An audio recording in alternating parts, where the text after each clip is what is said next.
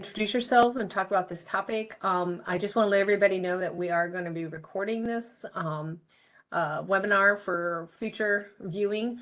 If you have a question, Dan, or if people have a question for you, Dan, do you want them to pipe up then, or how would you like to handle that? They can pipe up. That'd be fine.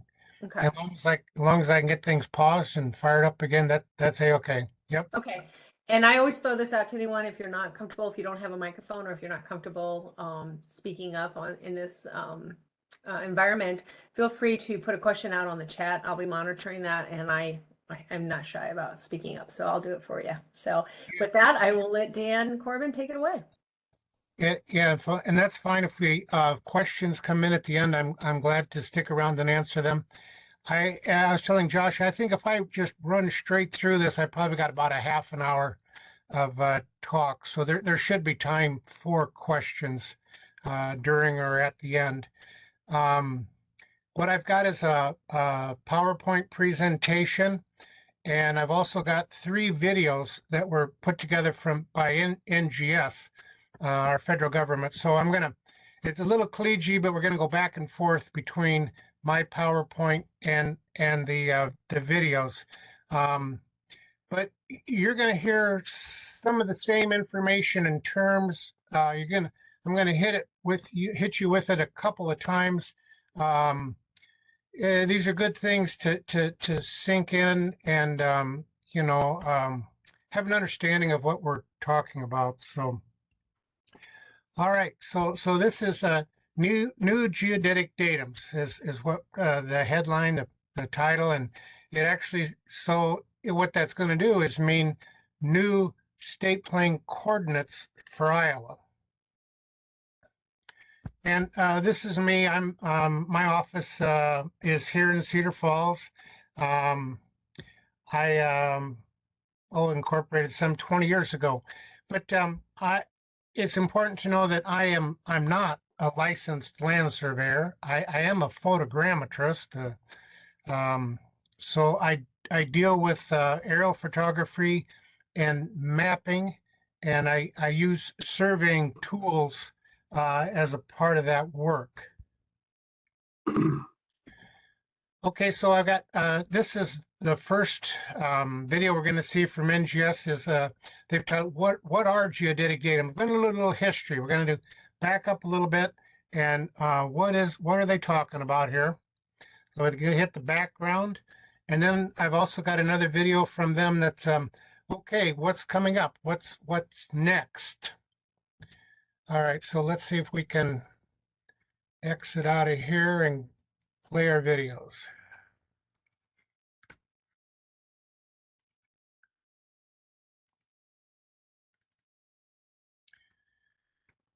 Okay, here we go. Mapping and surveying professionals occasionally use the term datum, but what does it mean and why are datums important? A datum is simply a standard reference point, set of points, or surface from which survey measurements are based. It's similar to the starting points you use when giving someone directions to your house, which usually include a point that they know, like a crossroads or a prominent building. For surveyors, that starting point is usually a nearby survey mark. When adjoining properties share these common starting points, it's easier to align them properly on a map. And when we all use a network of these marks spanning the continent, we share one national spatial reference system. For many decades, we have had 2 types of nationwide datums in the United States, horizontal and vertical, and they were generally separate from one another. Horizontal datums allow us to measure distances and directions across the surface of the Earth. Most horizontal datums define a 0 line at the equator from which we measure north and south. There is also a 0 line at the Greenwich meridian from which we measure east and west. Together, these lines provide a reference for latitude and longitude. Vertical datums are used to measure elevations and water depths. Sometimes the word height is used to refer to elevation information. Most vertical datums in North America use sea level as the basic reference plane from which we measure elevation changes. Because sea level varies along the coast for a variety of reasons, the idea of using multiple tide gauges to define the vertical datum was abandoned in 1988 in favor of using just one tide gauge. Now, thanks to the Global Positioning System, commonly known as GPS, and some other space-age techniques, we are no longer limited to separate horizontal and vertical datums. Today, we have access to geometric datums, which combine latitude, longitude, height, and time information. The height information derived from GPS is relative to something called an ellipsoidal model of the Earth, instead of to sea level.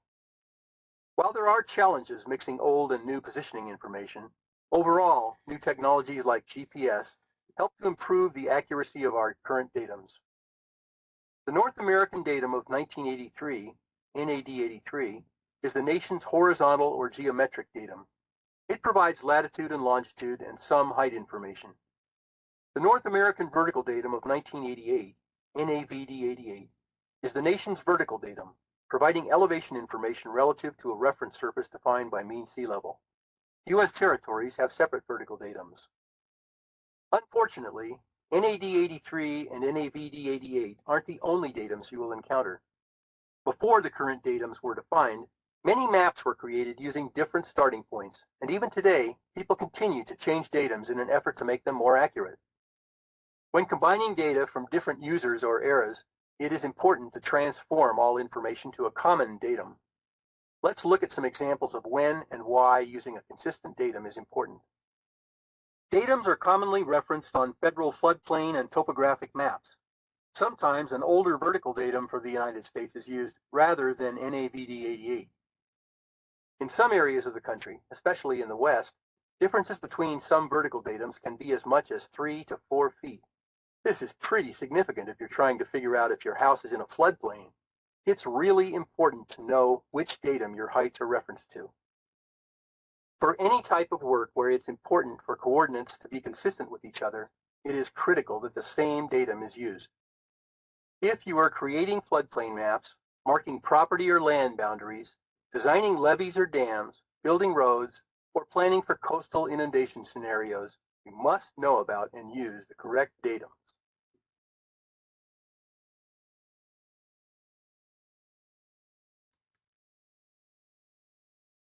Okay, so that was the first video. And then here comes, all right, so what's happening next? What's happening to our datums? I'm assuming you guys can see and hear the videos fine. You look good there, Dan. All right, here we go. What's next? Surveying today relies heavily on the Global Positioning System, GPS, or similar systems from other countries, collectively known as Global Navigation Satellite Systems. Today's satellite-based technology can help people determine accurate positions and elevations more efficiently than in the past. The benefits of using GPS to determine accurate positions and elevations will be even greater when NGS defines new datums. Let's take a look at the planned new datums and some of their expected benefits. Horizontal positions are currently defined by the North American datum of 1983, or NAD 83. This will be replaced by a new geometric datum, which provides latitude, longitude, height, and time information. Vertical positions or elevations are currently defined by the North American vertical datum of 1988, or NAVD 88. This will be replaced with the new vertical or geopotential datum. The new datums will help lessen the impact of aging physical infrastructure like marks that currently help define NAD 83 and NAVD 88. The new geometric datum that will replace NAD 83 will rely completely on reference stations that continuously receive GPS information. NGS maintains the CORS network, which stands for Continuously Operating Reference Stations. Okay, I'm just going to pause this quick and interrupt. So the CORS, the Continuously Operating Reference Stations, we use this information, but it's important to know that this is not doesn't provide you with a real-time solution. This data needs to be downloaded and post-processed in order to get a position. So it is active, but just keep in mind it's now a real-time system would be RTN, real-time And that's what the R stands for. So the cores is it's post-processed data.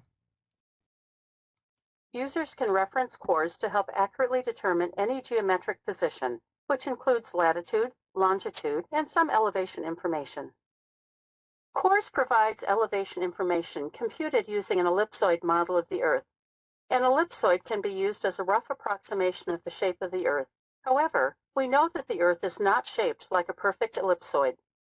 As a result, we need another model, one that reflects the varied topography of the Earth, including features such as mountains and valleys. This new model, called a geoid, is based on the variations in gravity across the Earth's surface.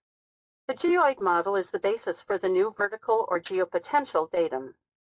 This new datum will combine the ellipsoid height and the geoid height at the same point to calculate its elevation.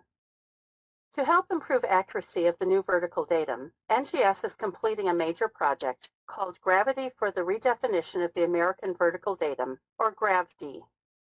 NGS is flying over the entire U.S. and collecting a unique, continuous gravity dataset that will help us build a better geoid model, which will improve the accuracy of elevations measured using GPS technology. Okay, I'm going to interrupt one more time here.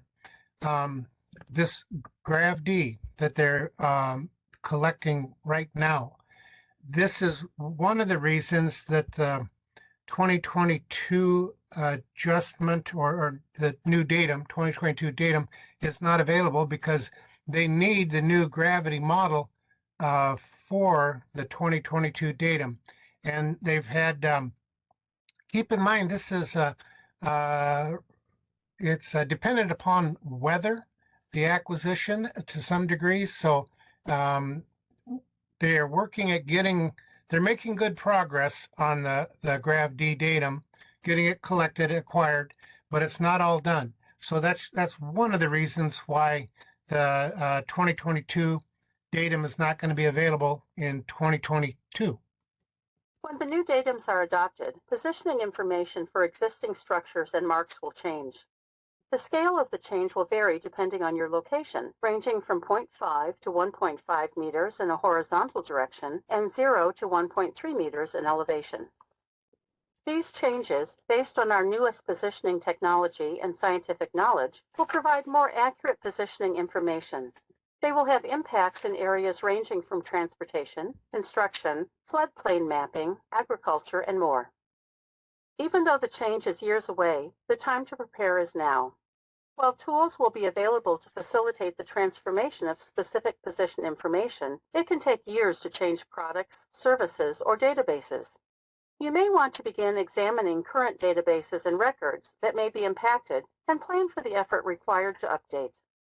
In addition, many state and other governmental entities passed laws requiring that public works or maps reference NAD 83 or NAVD 88. Those laws or contracts will need to be changed to reflect the new datum. Starting to plan now will help you be well positioned for the change. Resources are available and continue to be developed by NOAA's National Geodetic Survey.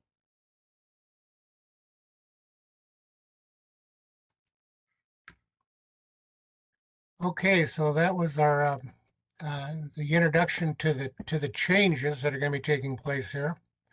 We're going to jump back into our PowerPoint here and continue on.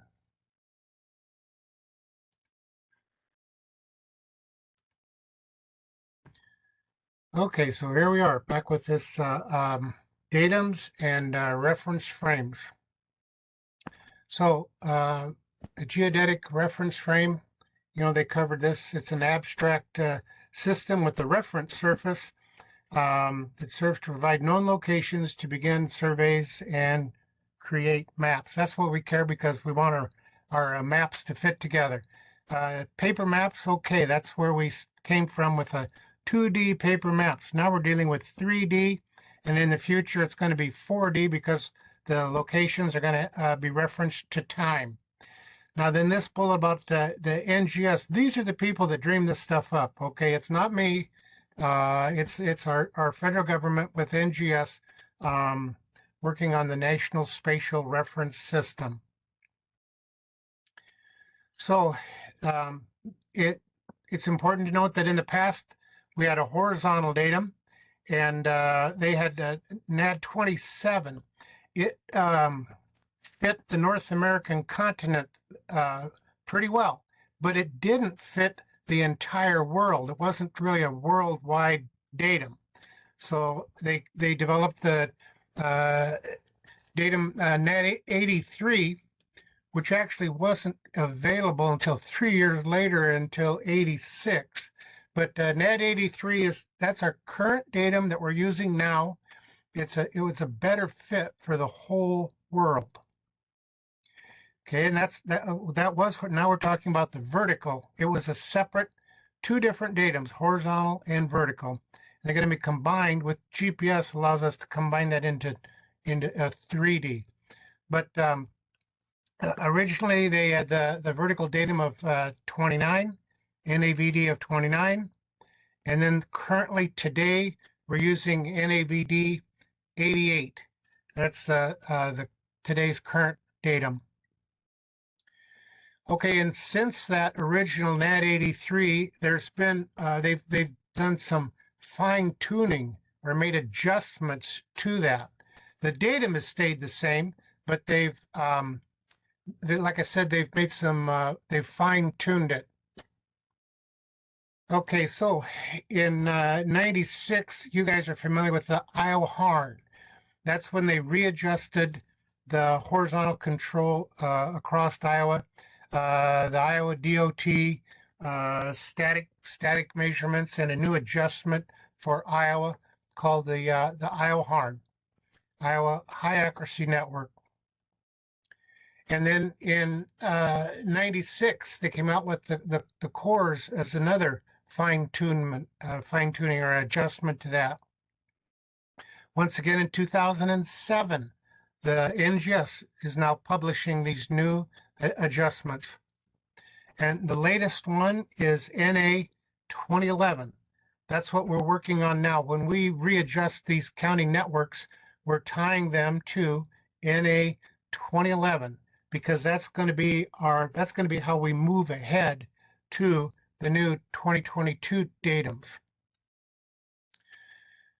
All right, so like I said, NGS is going to be replacing the datums. They're going to go away. NAD 83 is goodbye. NAVD 88 is goodbye. This 2022 is not a fine tuning. It is a brand new datum. What they figured out with our satellites orbiting the Earth, they're able to get precise orbit information from the GPS satellites. That's really pretty phenomenal stuff. But so they were able to back compute what the center of the model was, and they realized, oh, we missed it just a little bit here. So the older datums were generated by using terrestrial surveying methods on the ground, and the new now comes from the satellite orbits. Okay, so the question here is, let's see if that works. Why? Why are we replacing NAD 83 and 88? Well, they're still the official horizontal vertical datums today, but they've been identified as they've had shortcomings that are best addressed through a new horizontal and vertical datums. So specifically, like I said, with the horizontal, NAD 83, it's non-geocentric. They missed the center by about 2.2 meters. And they've been able to refine that, which is pretty cool. And then NAVD8 are vertical. It's got a bias in it, and it's tilted across the nation. From coast to coast, it's got about a 1 meter tilt. So that's why they're replacing NAV 88, NAVD 88. Okay, so they're actually, so when NAD 83 goes away, they're developing 4 terrestrial frames to replace it. we're only going to worry about the one that concerns us. That's the North American Terrestrial Reference Frame of 2022. These acronyms just keep on here. NATRF 2022. Well, these are tied to the tectonic plates. And the United States, we have territories that cover 4 different tectonic plates. Iowa, we are in the North American Terrestrial Reference Frame. Iowa is on the 1 North American plate. And our plate actually is not moving very much. But I did tell you at ITAG that there are velocities on these different plates. Iowa's velocity is pretty low. We're moving at the rate of approximately 2.5 centimeters per year. We're headed to the West Coast at that rate. Now then, California is a little different story. They are on the Pacific plate, and their velocities are much greater than they are here in Iowa. So the vertical is going to be replaced. The geopotential datum will be created, which will contain all of the necessary information to provide mutually consistent orthometric heights, geoid undulations, gravity anomalies, deflections of the vertical, and all other geodetic coordinates are going to be related to the gravity field. Okay, so here's our acronym for the new vertical. It's going to be North American Pacific Geopotential Datum, or if you'd like to call it NAPGD 2022. Now, okay, so we've already talked about the 2022 datum. Even though it's not coming out in 2022, that is the official name for both. They sat down and they met with Canada and Mexico, and both of those countries approved the 2022 terminology. So that's what we're flying with. Okay, so we're talking about datums, but actually we want to talk about state plane coordinates. And the reason we care, the state plane coordinates come from the datums, all right? So spherical coordinates, lat and lon, they're used, those are used to locate positions on the Earth. No problem there. But when we're dealing with a map on your computer, you're looking at it on a flat plane. And that's why we've developed the state plane. Well, I didn't, but that's why they've developed state plane coordinates to allow us to project that curved surface accurately onto a flat plane. Rectangular grids, state plane coordinates were developed in 1934 to be used by surveyors, engineers, and in 2022 by GIS professionals. I need to add that. So a little history on our Iowa state plane coordinates. It's based on the 2 parallel called the Lambert conformal conic projection. And you guys know this. We've got a north zone and a south zone. And we're going to see some graphics here in just a little bit. But by using the 2 zones, the width of those zones could be kept to within 115 miles. And it minimizes this thing called linear distortion. And we kind of bounce back and forth between, we call it linear distortion. You're going to hear me call it grid to ground. You're going to hear me reference it as scale factor. All the same thing. It's linear distortion. Okay, so here's what we just talked about. The north and south zone. And you see that big red X and obsolete? This goes away. It's going to be gone. Here's the new state plane coordinate system for Iowa. It's actually 14 state plane coordinates, 14 low distortion zones. And we've already got those low distortion zones today. All right, they call them regional coordinates. And the reason we developed, or the regional systems were developed, is to minimize this grid to ground or scale factor. That's why they developed the regional. Now then, just to be clear, the regional coordinates, today's regional coordinates, they're going to change with the new datum. We'll have the same 14 zones, okay? So, and they'll be named the same, but they'll be different coordinates because they're going to be based off of the new datum. Okay, so you look at that and you say, boy, that's kind of an odd looking mess there. Why did that happen? Well, all right, so Minnesota, our neighbors to the north, they determined that they wanted to have a low distortion projection per county. Every county in Minnesota has got their own set of low distortion coordinates. The surveyors in Iowa thought, you know, if we could minimize that, instead of having 99 zones, let's see if we can't minimize that and to fewer zones to have to deal with across the state. So that's why, and then that also, as they designed these zones, they looked at the relief.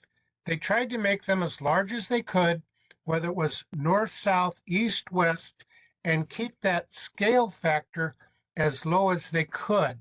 So it's the relief that played a big role in the shape and size of these zones.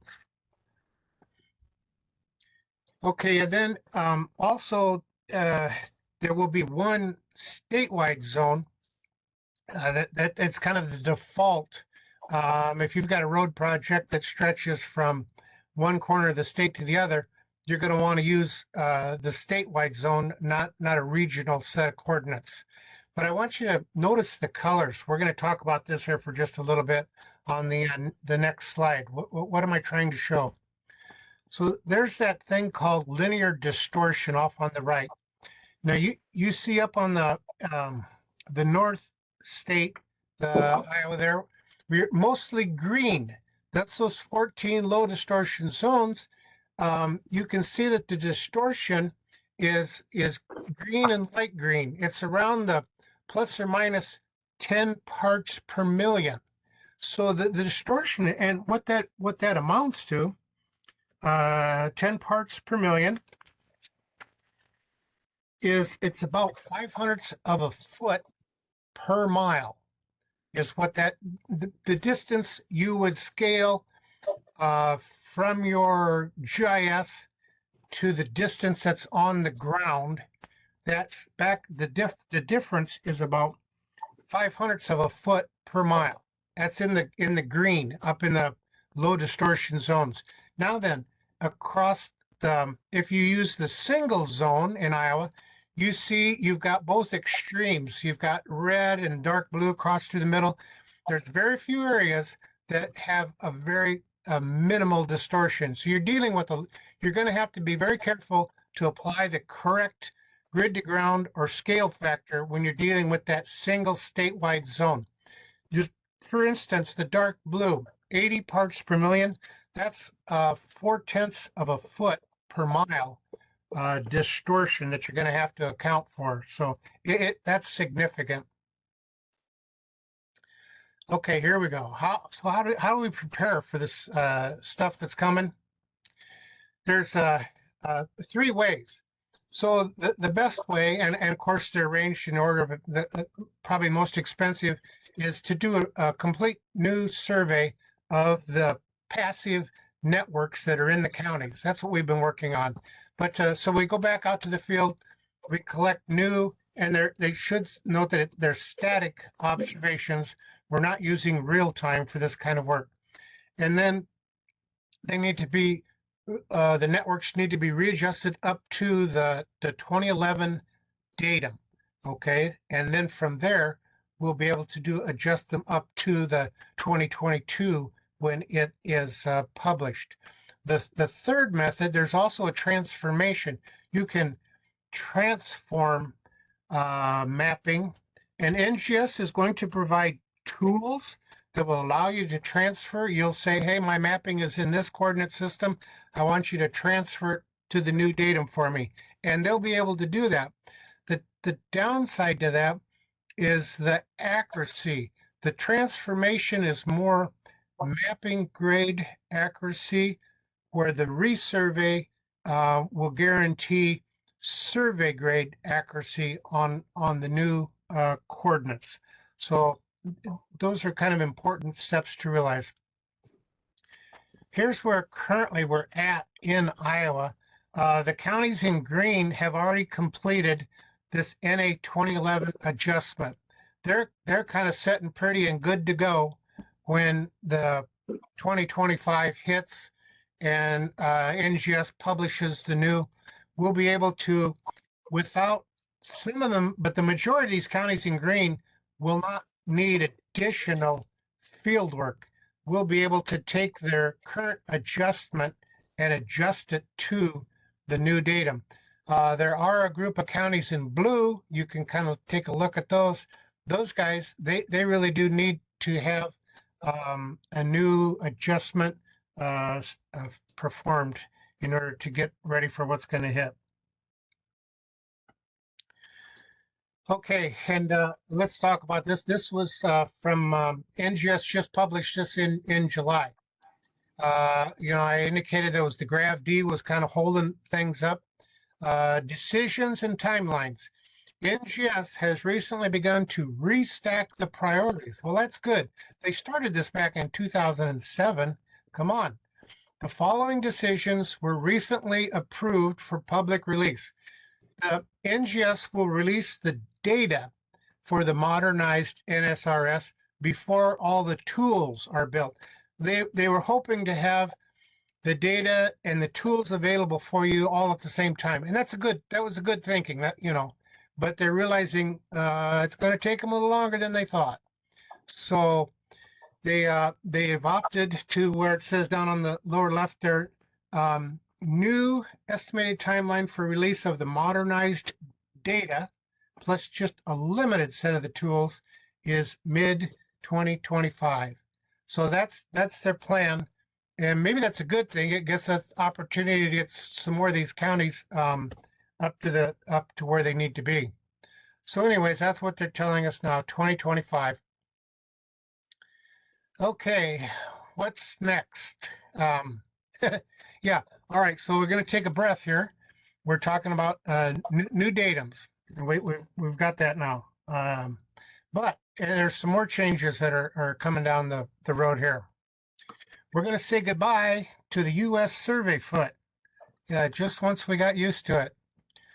And that center bullet, December 31st, 2022, it's the last day the U.S. survey foot should be used. This is going to happen on December 31st. Irregardless of where they're at with the new datums, the U.S. survey foot is no longer going to be recognized. It's going to be deemed obsolete. It's going to be superseded by the international foot.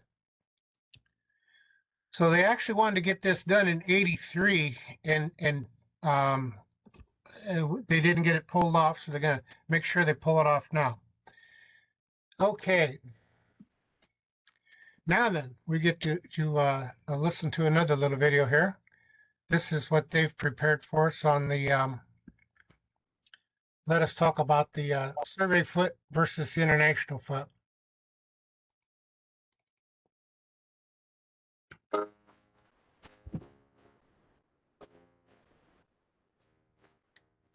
The standard unit of length in the National Spatial Reference System, or NSRS, is the meter, but many surveying and mapping applications in the United States still use feet, notably when working with state plane coordinates. It sounds simple enough, but due to a variety of historical reasons, the foot, as used in surveying and mapping, has two different definitions and conversions. So which is the right foot? These units are close in value, but not identical. This difference is so small that our eyes can't distinguish it. Even over more than a mile, the difference would be an insignificant hundredth of a foot.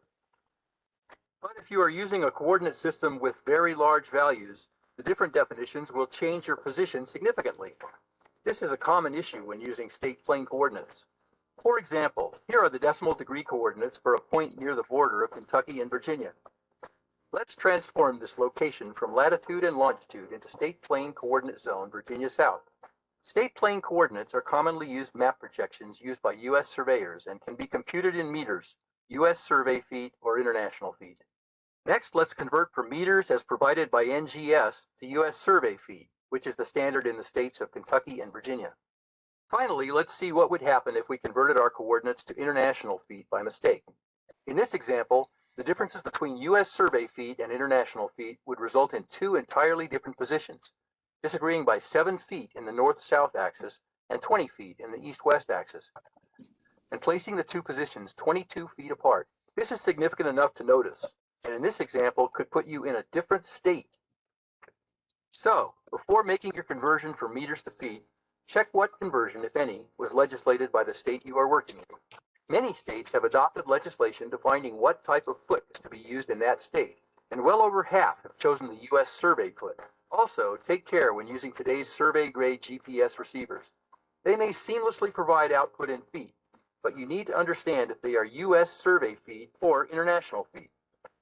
If you always do, you'll be sure you are getting started off on the right foot. Dan? Yes. We have had a couple questions, and I missed one earlier, and I apologize. One of them was asking if this is an extension and an update of the Iowa RCS, but that might have been before you started talking about that. The Is other An extension of what? of the Iowa RCS.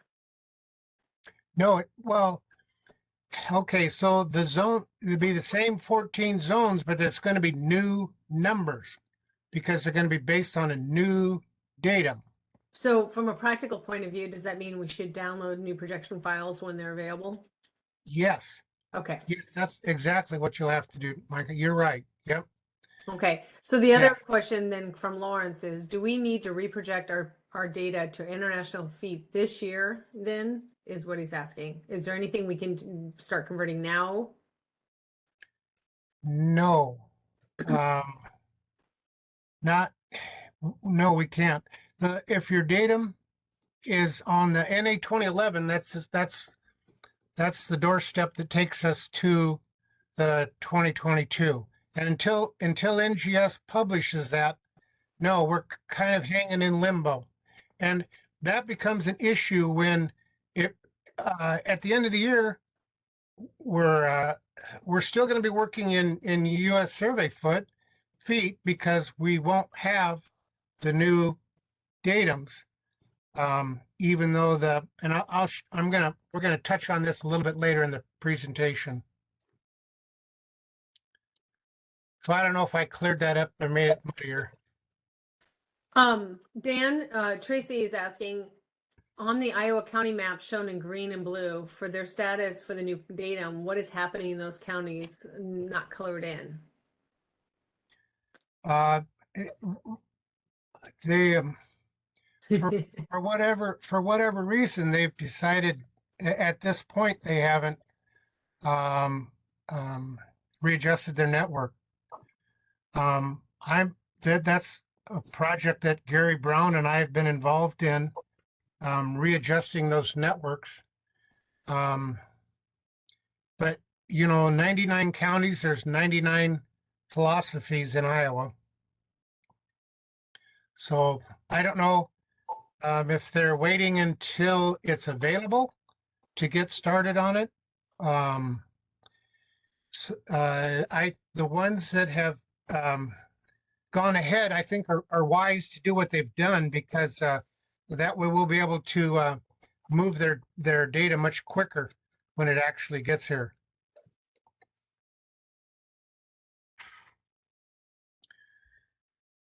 Okay, so here we are back on. We're just going to kind of finish up on that feet.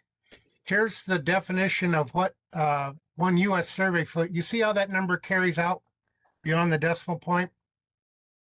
The international foot, it's 4 places behind. It's exactly 0.3048 meters. So it's actually a little shorter than the survey foot. not by much, 1/100th of a foot in a mile.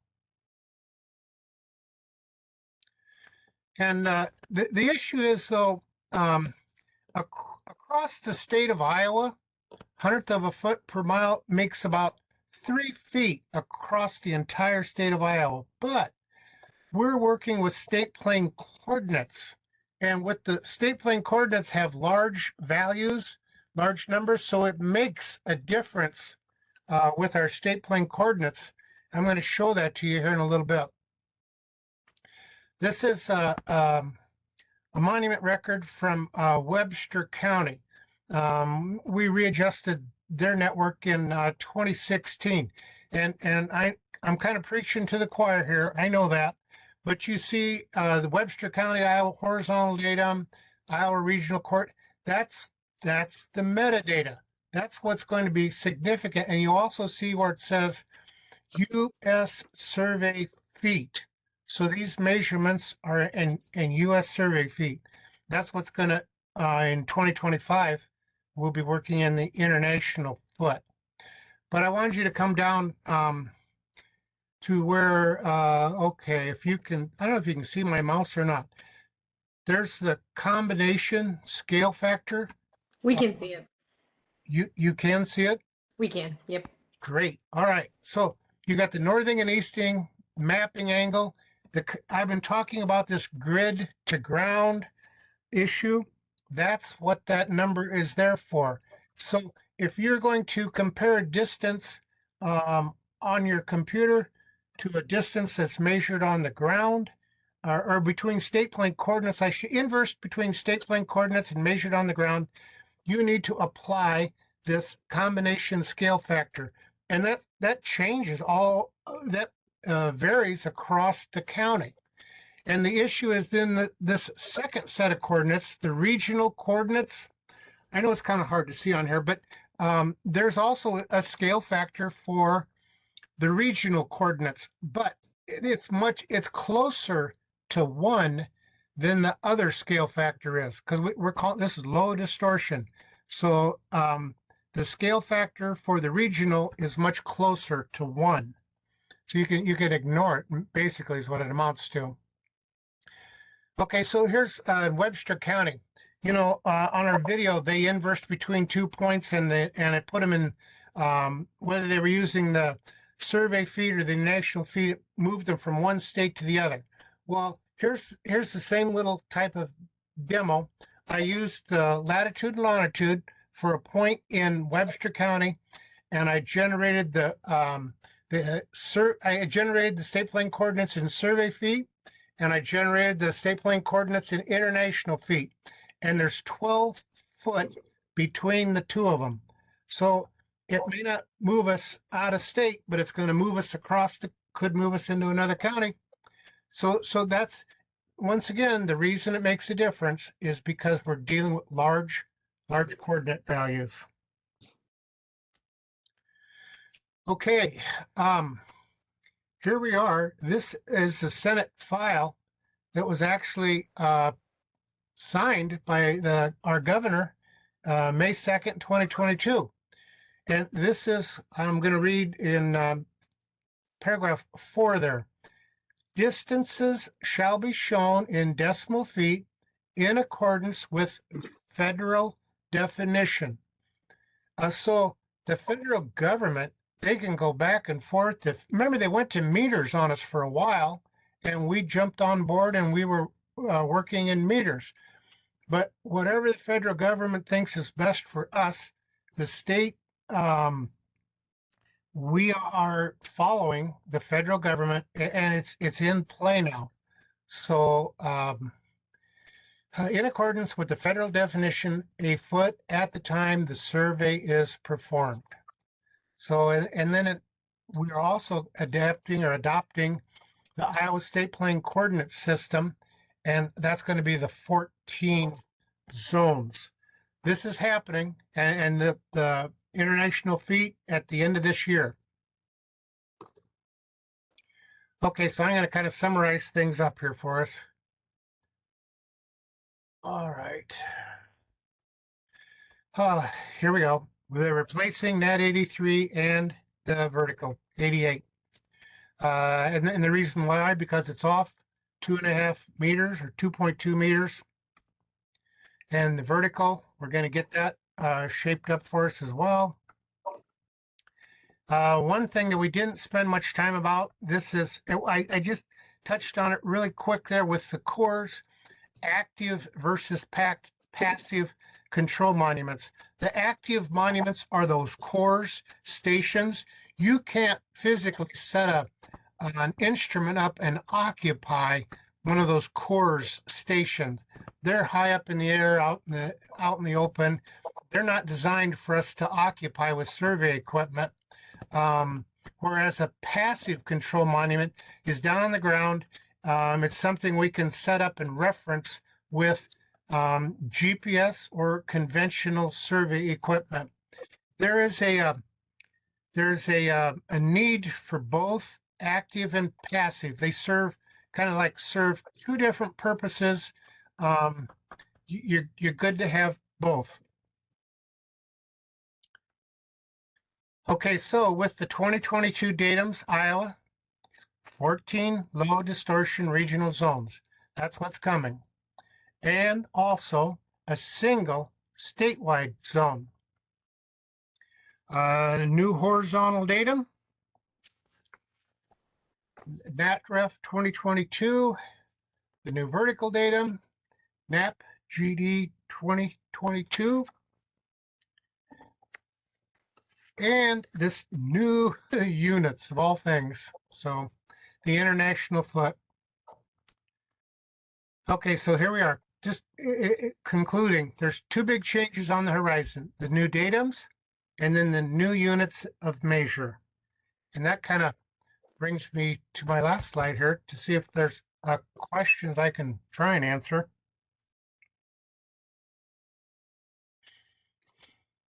Anybody got any questions they want to throw out? Now is your time. By the way, Tracy McLean says that she lives in Greene County. She'll assist if there's work to be done there.